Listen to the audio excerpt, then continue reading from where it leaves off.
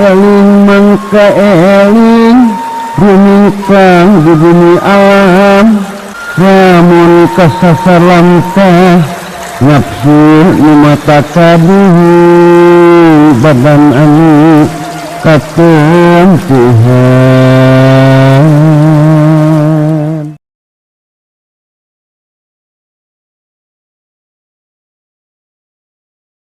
Ya ayyuhalladzina amanu jtanibu katsiran minadh-dhanni inna ba'dadh-dhanni ismun.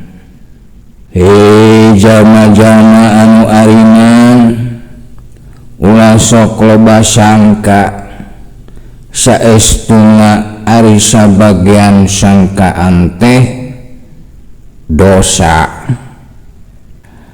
Ari sangkaan eta sabagian tina produk pikiran, artina pikiran anjeun kaasup kana objek hukumna Gusti Allah, atawa dengan kata lain setiap anu diproduksi ku pikiran anjeun saperti anu berupa prasangka eta teh aya konsekuensi hukumna, aya nilaina, bisa jadi dosa, bisa jadi pahala. Matak anjeun kudu wauh jeung pikiran anjeun sorangan, kudu perhatian, kudu waspada, kudu bisa ngontrol kana pikiran anjeun sorangan.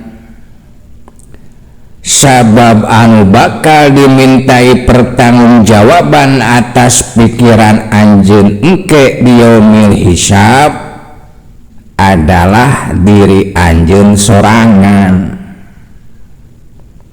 Ulah sampai ka naon anu dihasilkeun ku pikiran-pikiran anjeun teh ngaberatkeun anjeun engke di akhirat, nyusahkeun anjeun engke di akhirat.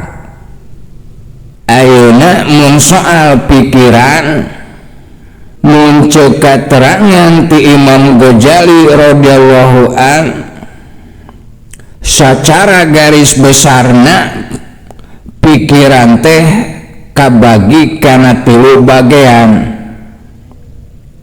Nu kahiji disebut mupakiroh khoyaliyah, nyaeta pikiran anu henteu ngahasilkeun naon, anu henteu ngahasilkeun manfaat. Lamun sacara baliyah mupakiroh khoyaliyah teh pusatna aya dina luhureun tarang atawa dina sirah bagian hareup. Gawena diantarana nyaeta memproduksi sangkaan-sangkaan jeung hayalan-hayalan. Jadi lamun mupakiroh khoyaliyah anu berkembang dina diri ente, maka diri ente teh bakal jadi jama anu pikiranana pinuh ku hayalan-hayalan, pinuh ku sangkaan-sangkaan, ku lamunan-lamunan. Anu pada umumna eta hayalan-hayalan jeung sangkaan-sangkaan teh sulaya jeung kanyataanana. Hatina lamun mupakiroh khoyaliyah ku ente dijadikeun dasar tina tekad ucap lampah ente, atawa dijadikeun dasar dina mengambil suatu keputusan dina suatu persoalan, mangka eta tindakan atawa keputusan ente teh bakal jadi tindakan atawa keputusan anu meleset, anu tidak tepat, hartina teu akurat. Contoh misalnya ente nyetel radio, ari penyiar nate awewe, sora eta penyiar teh kadenge na ku ujang teh kacida alusna, merduna aya, serak-serak basahna aya, pokona mah bikin terngiang-ngiang di telinga Ujang. Tatina ngadenge sorana tuluy langsung kabayang dedeganana dina pikiran ente. Rupana geulis, irungna mancung, pipina koneng, bibirna ipis, halisna ngajiripit, buukna panjang ngarumbay, awakna jangkung lenjang, jeung sajabana pokona mah tipe idaman Ujang we kitu heuh, bikin Ujang penasaran. Tuluy dirig-dig we Ujang teh indi ti imah, ngajug-jug ka eta stasiun radio, di jalan nyimpang heula ka tukang martabak. Maksudna mah rek mahugi ka eta penyiar radio anu ngaranna teh Neng Ice. Misalna arepek teh geus panggih teh jelemana teh pendek busekel, kulitna hideung, irungna pesek, jeung saterusna. Atuh Ujang teh kaduhung heuh, kaduhung hanas jauh-jauh ku aing dijug-jug dipangmeulikeun martabak supaya teu era teuing. Maksudna mah aing teh minimal bisa foto selfie jeung eta penyiar teh. Terus kabayang bakal kacida atohna, kacida bungahna, aya kenang-kenangan minimalna. Atuh syukur-syukur mun bisa menjalin hubungan cinta. Nyaho kieu mah aing meuling SD mah ta eta teh ente berangkatna tina mupakiro hoyaliah, tina sangkaan jeung hayalan. Mata kahade ulah nuturkeun sangkaan jeung hayalan, sabab ari hayalan mah osok salah tara bener heuh. Makona mah indi tidinya mah tina nu pakiro hoyalia mah siap-siap we ente teh gagal total, siap-siap we ente teh kecewa berat tidinya mah berangkatna. Ta eta teh nu pakiro hoyalia anu ngarangsang kana aktifna mupakiro hoyaliah, di antarana nyaeta naon anu asup kana panon jeung naon anu asup kana ceuli. Nu asup kana ceuli contona saperti tadi nyaeta dina dedengian, tina dedengian ngabangkitkeun hayalan, ngabangkitkeun sangkaan. Nu asup kana panon nyaeta tina titingalian, contona misalna ente keur slow dina motor heuh, tuh disiap ku motor anu sejen, nu numpak motorna teh katingali ku Ujang kulitna putih, buukna panjang, awakna semok. Cek dina pikiran ente teh anjir gelis euy, digas we teh motor teh ku Ujang heuh, erek dipepet, maksudna erek diheureuyaan. Ari pek teh pas jelemana ngalieu ka Ujang teh aya kumisan. Gagal maning. Nah eta tina mupakiro hoyaliah, pokona tidinya mah moal balik tok nuturkeun eta. Jadi mupakiro hoyaliah mah asilna teh osok salah, kadituna bikin ente kecewa. Jadi mun mupakiro hoyaliah ente hiperaktif atawa terlalu mendominasi pikiran ente, maka ente teh bakal jadi jalma anu kahiji loba ngalamun, kadua capek gawe teu kapake. tengah hasilkan sesuatu anu ngugemakeun. Jadi supaya eta mupakiroh hoyaliyah henteu hiperaktif, jadi kudu ngajaga pendengaran jeung penglihatan, tong dipake ngadengkeun, tong dipake ningalikeun kana perkara-perkara anu ngabangkitkeun sangkaan-sangkaan jeung hayalan-hayalan.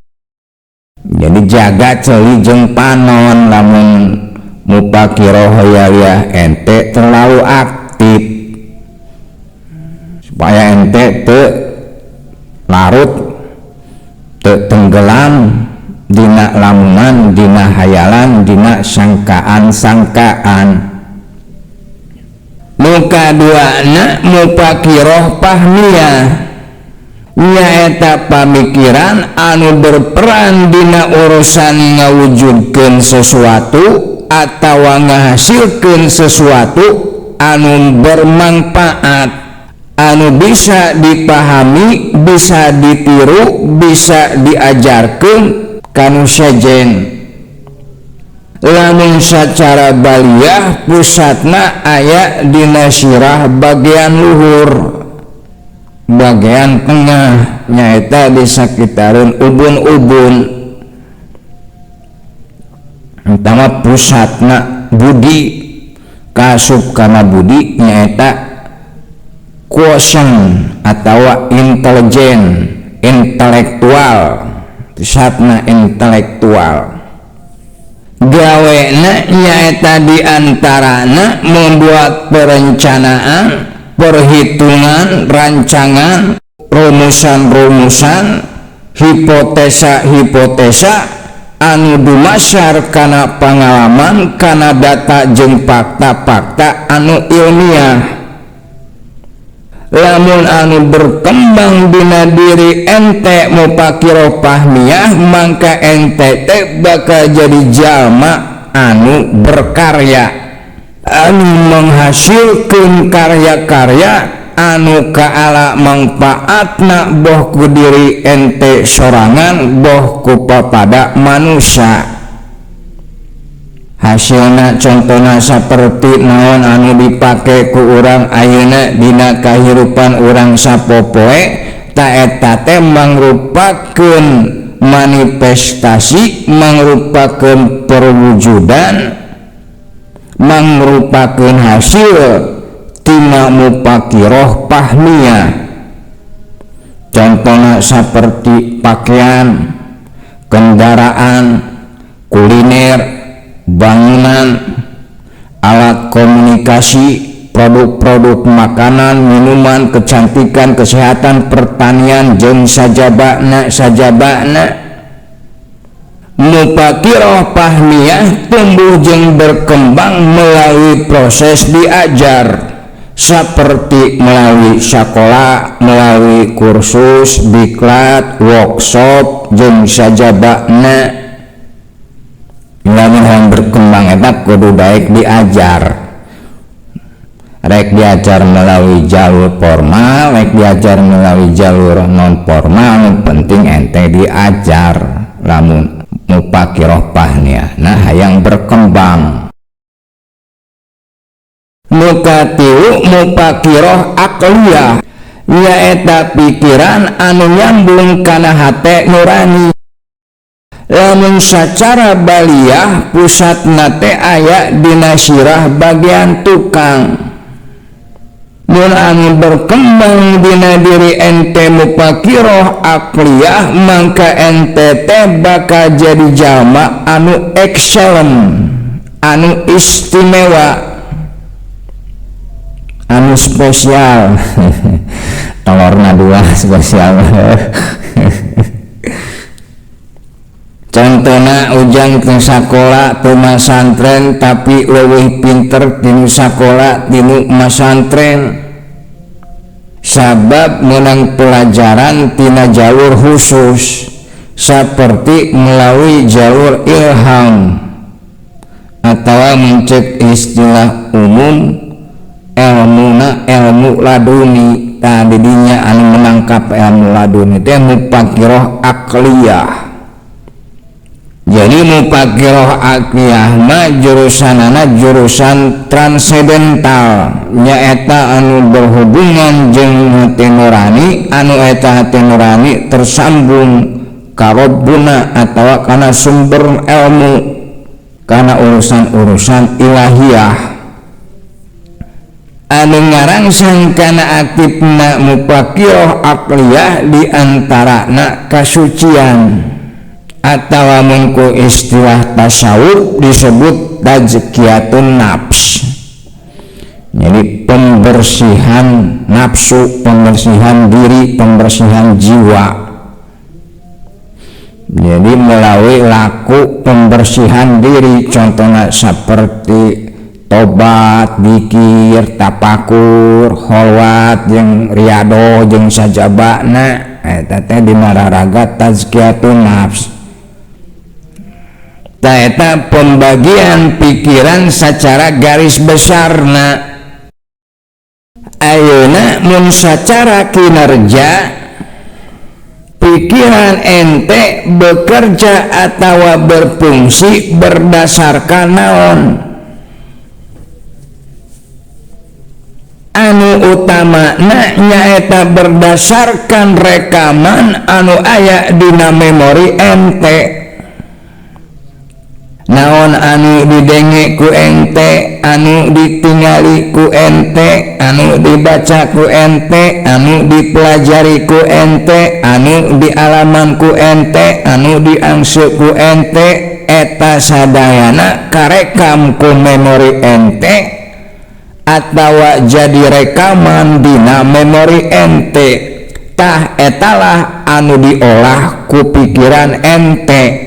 Lamun tanpa aya eta mah pikiran ente teh beku, moal bisa bekerja, moal bisa aktif, moal bisa berfungsi.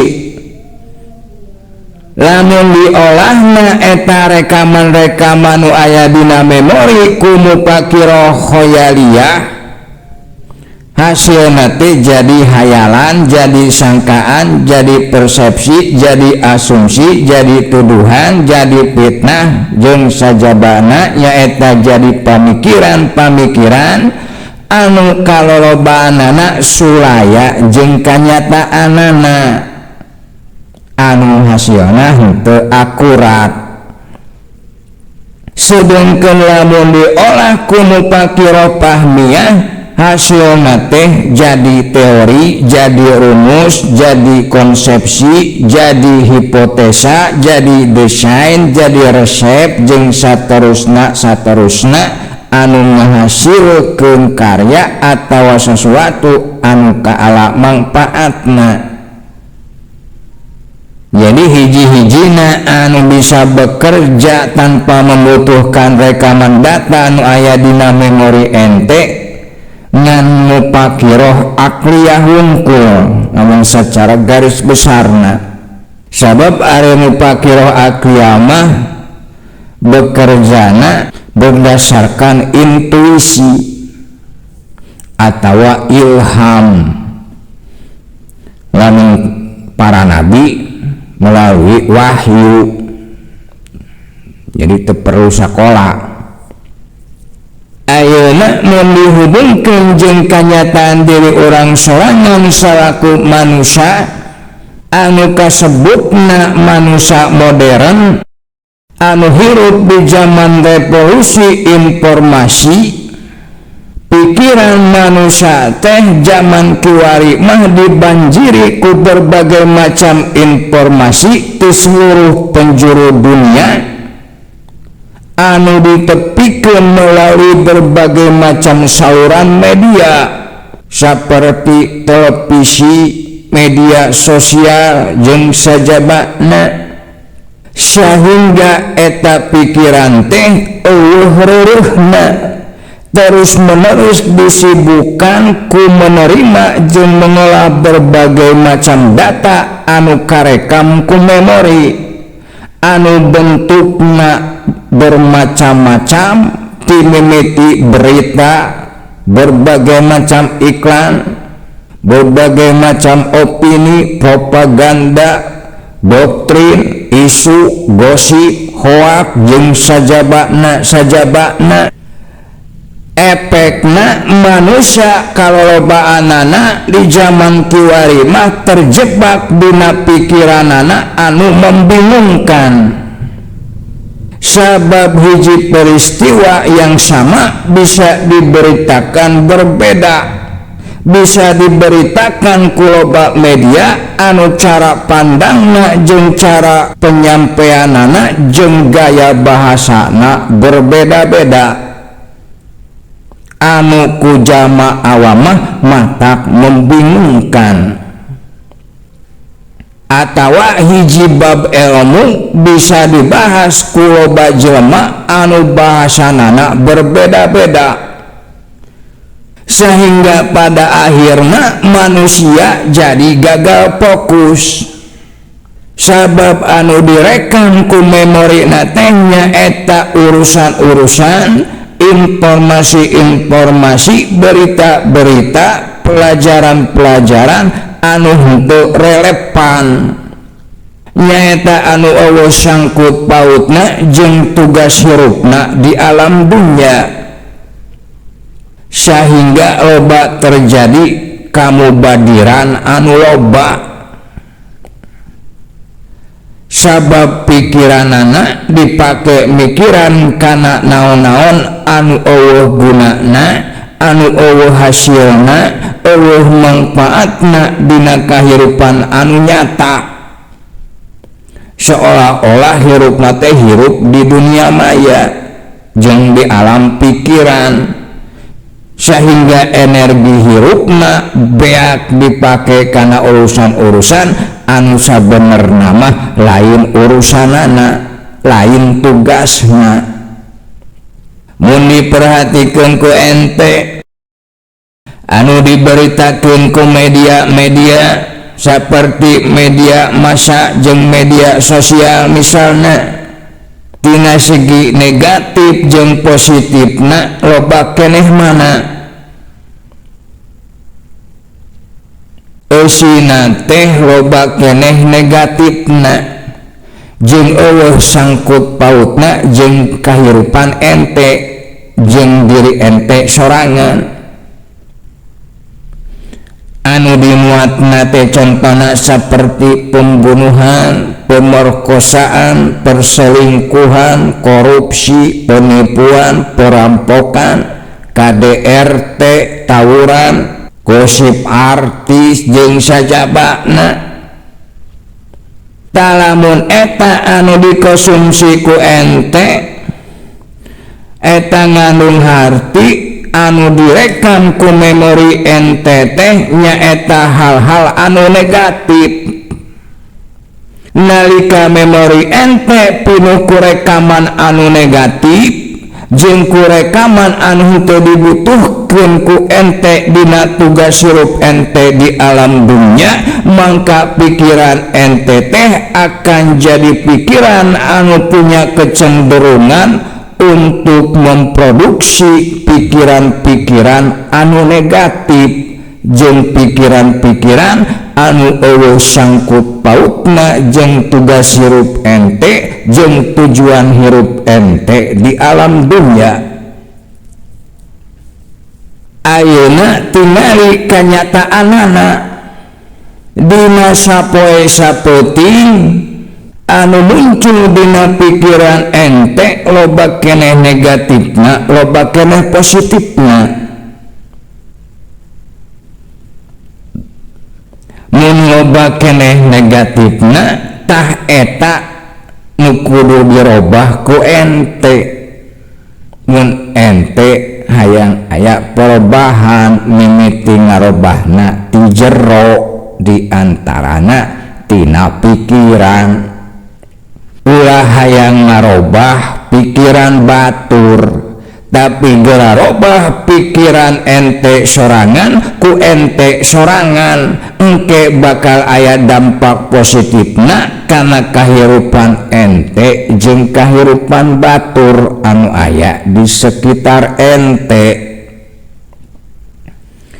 matak muncul kasauran Maulana Jalaluddin Rumi mah, dahulu saya sudah pintar sehingga saya ingin merubah dunia, tapi sekarang saya sudah bijaksana sehingga saya mengubah diri saya sendiri.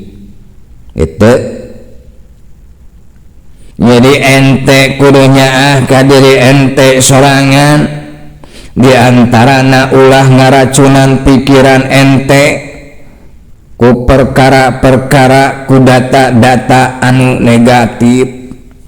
Mata kudu bisa ngaluangkeun waktu keur diri pribadi sorangan, diantarana nyaeta untuk mengenali, untuk memahami diri ente sorangan. Renungkeun ku ente naon anu sabenerna tujuan hirup ente di alam dunia. Ente kudu boga tujuan hirup anu jelas, sabab mun ente geus boga tujuan hirup anu jelas, hirup ente bisa fokus. Matak anu teu boga tujuan mah hirup mah teu fokus, teu nepi ka mamana, sabab eueuh nu ditujuna. Matak mun geus boga tujuan hirup anu jelas, fokuskeun kasadaran ente kana eta tujuan. Sabab lamun cek hukum kasadaran, kamana kasadaran ente tertuju, tah kadinyalah energi hirup ente mengalir.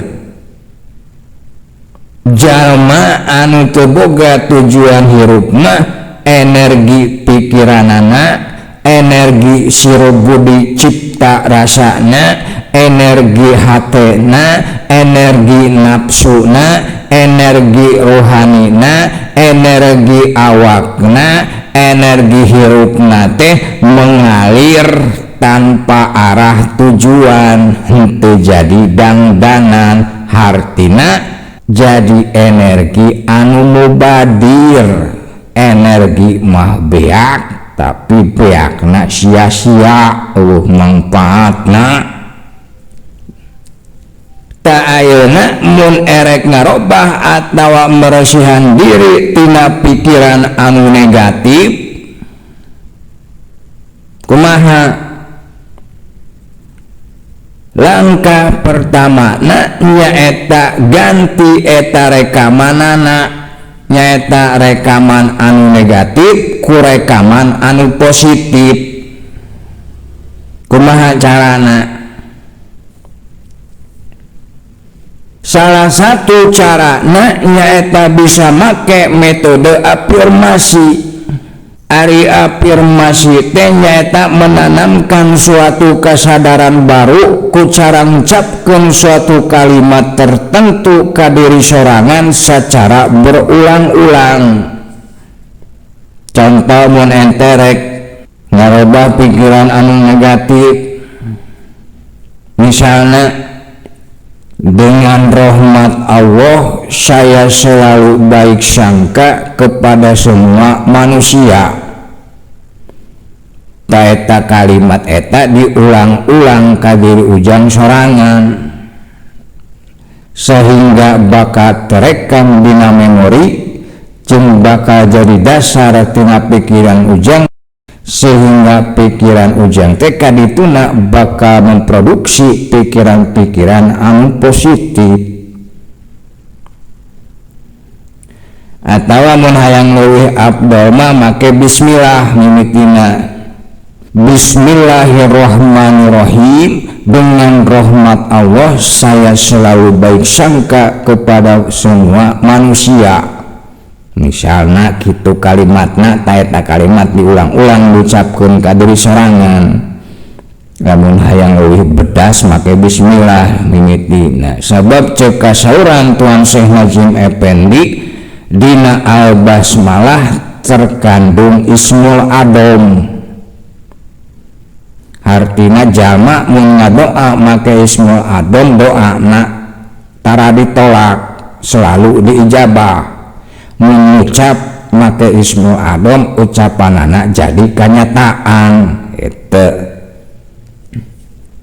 Lamun secara waktu anu paling baik untuk melakukan afirmasi atau untuk merekam karena memori ente kurekaman anu anyar, kurekaman anu positif. Kahiji waktu nate memeh sare, kadua nalika hudang sare. Nu direkam samemeh sare leuwih mudah asup kana alam sadar anu teu disadari ku ente. Lamun ku istilah ilmiah disebut subkonsius, ku istilah agama disebut alamul amr. Jadi mun ngarekan baik sare jadi mudah mengendap, mudah masuk ke alam amr. Naon anu asup kana alam amr nu aya di alam wujud ente, maka eta teh akan diterima ku alam amr sebagai perintah. Jadi pikiran ente engke bakal menerima perintah di alam amr, nyata alam anu leuwih luhur ti pikiran untuk melaksanakan eta kalimat. Sedengkeun lamun dina waktu hudang sare, tadina nalika hudang sare mah memori ente teh masih fresh, masih segar, sehingga punya daya absorpsi atau daya serap atau daya rekam anu leuwih kuat dibandingkan jeung dina waktu-waktu anu sejen. Jadi mun ente rek sare jeung hudang sare taucapkeun eta kalimat berulang-ulang minimal 3 kali selama minimal 1 minggu berturut-turut. Tangke perhatikeun perubahanana kengge bakal karasa ku ente. Ari kalimat nama bisa disesuaikan, bisa dirobah-robah, bahasana bisa jadi bahasa Sunda, terserah ente we. Eta mangan sakadar contoh hungkul bisa disesuaikan jeung kabutuhanana masing-masing. Nu kaduana robah pola konsumsi ente terhadap informasi. Hindari anu negatif-negatif, ganti kudu positif-positif. Kudu dibutuhkeun ku ente, kudu ngadukung kana tercapainya tujuan hirup ente di alam dunya. Mun maca bacaan naon anu dibutuhkeun ku ente, mun nonton tontonan naon anu dibutuhkeun, mun ngumpul kumpul jeung saha anu dibutuhkeun, jeung saterusna